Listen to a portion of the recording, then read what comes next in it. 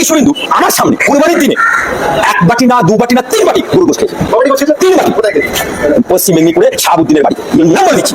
আবার রাতে খাবে বলে আবার টিফিন কেরিয়া করে বয়ে নিয়ে পশ্চিমবঙ্গে বিজেপি সরকার ঘোষণা করেছে কোন মুসলমান কুরবানি দিতে পারবে না, গরু কুরবানি দিতে পারবে না।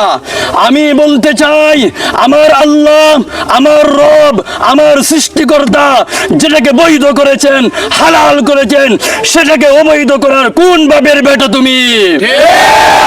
আমি পশ্চিমবঙ্গের মুসলমান সহ ভারতবর্ষের সকল মুসলমানদের কাছে আবেদন করতে চাই, মুসলিম ভাইয়েরা আপনারা কুরবানি করবেন, তবে কোনো মুসলমান কোনো হিন্দুর বাচ্চার কাছ থেকে গরু ক্রয় করবেন না।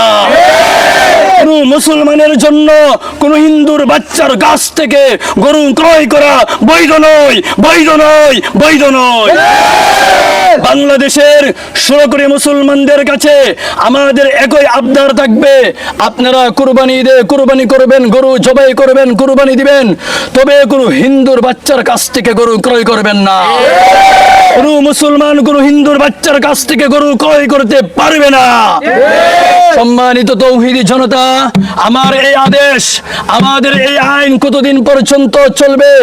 যতদিন পর্যন্ত ভারতে আমার মুসলিম ভাইয়েরা প্রকাশ্যে গরু কুরবানি দিতে না পারবে, ততদিন পর্যন্ত আমাদের এই আইন চলবে।